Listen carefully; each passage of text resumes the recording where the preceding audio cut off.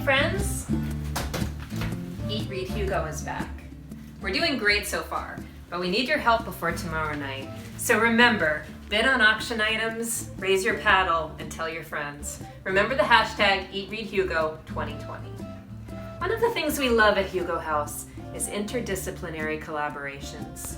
At the end of this video, we have a lovely piece for you by Hugo House writer-in-residence, journalist, and novelist Kristen Miata, as well as co-founder of Bushwick Book Club Seattle, Jeff Larson. But now, a word from our board president, Dick Gemperle. The original Richard Hugo, our namesake, whom I like to call Saint Richard, was one of the iconic poets of the 20th century in America. He was born in Seattle and had a rough upbringing. He was raised in an environment that we would call not user-friendly. However, throughout his life, he managed to transmute that adversity into his art. He was not only a great poet, he was also a great teacher. He was famous for telling his students to violently cross out what they had written, throw it away, and start all over again. Constantly revise and rewrite. Similarly, Hugo House has had a bumpy last few years. Moving from our original home here, which was a funeral home reconstituted, to our temporary quarters over on Columbia Street, and now back to our wonderful new permanent home here at 11th and Olive, with hardly a hitch.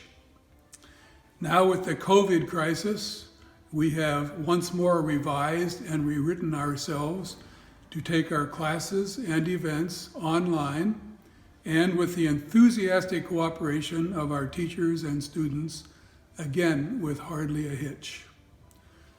The world is always changing. Language is always changing. Writing is always changing.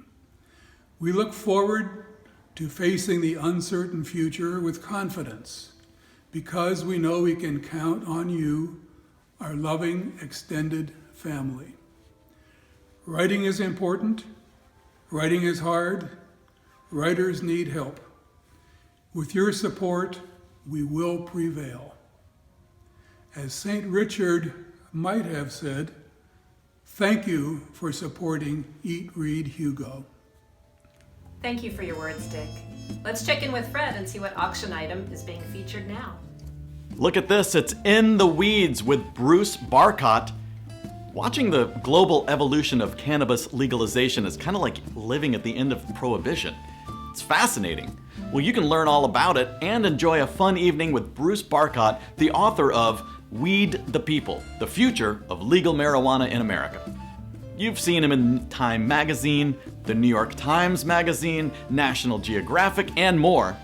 Snag a signed copy of Bruce's book, as well as a $350 basket of cannabis goodies from Lux Pot Shop.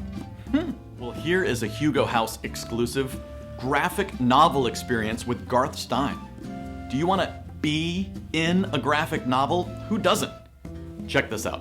Garth Stein is not only one of Hugo House's biggest champions, he is also the writer of the best-selling novel The Art of Racing in the Rain, and many others for teens and adults.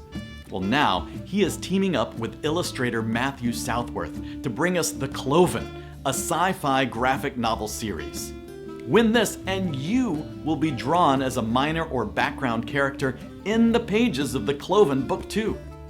And you'll get a page of original artwork featuring you, or whoever you pick, suitable for framing. So cool.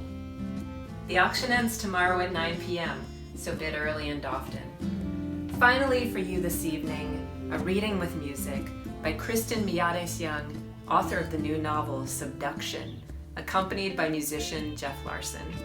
Enjoy the piece, and I'll see you tomorrow.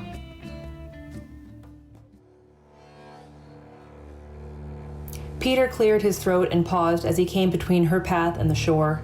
The pale sun backed behind the clouds, snuffing out the shadows of his face, his black hair absorbing all the light, as black as anything around it, blacker.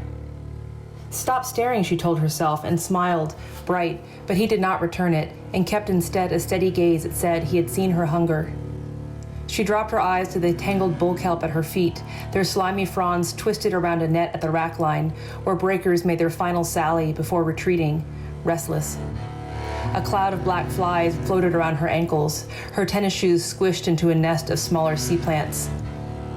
Claudia stepped past the records of the last high tide and onto the smooth, flat sand, and they kept on, not talking, their footprints erasing themselves with damp exhales from beneath, the closest she'd get to leave no trace, or walking on water.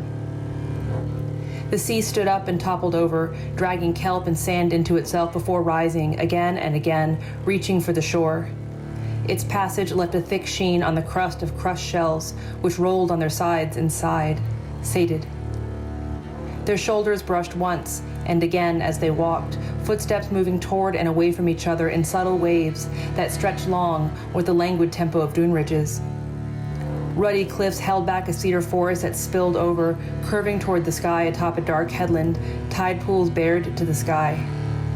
She kept her focus on that outcropping, trying not to watch Peter from the corners of her eyes as they drew nearer. His shadow at her periphery had taken over her full attention. Grazing his hand, her entire body aligned to him like filings on a magnet. She looked without looking, hearing his weight change on the beach. Claudia was relieved when they came to the headland's surf-addled rock. Where air had been, life crept in, a profusion of glossy mussels and rough barnacles, orange and purple sea stars, lime and crimson anemones, and emerald plants she could not name.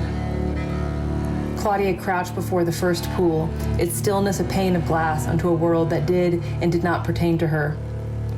A velvety red anemone swayed, stirred by some unseen force. She pushed a finger into its cold home, slow and careful. The anemone tuned to her, its rubbery receptors waving in her direction, beckoning. They clung to her as she slipped her nail into the folds of its body, trying to be gentle. It held her, and she lingered, feeling how dear it was, this aggressive embrace, and how it was this creature's weakness, and not the ferocity of its intent, nor the cunning of its perception which made it dear. Her power inspired a rising tenderness. Claudia tickled but poked no further, inclining her head so a sky mirror drew over the pool, and she could regard herself being maternal. Beside her shifting face, she saw Peter. His eyes were on her. The air thickened into mist, blurring their reflection.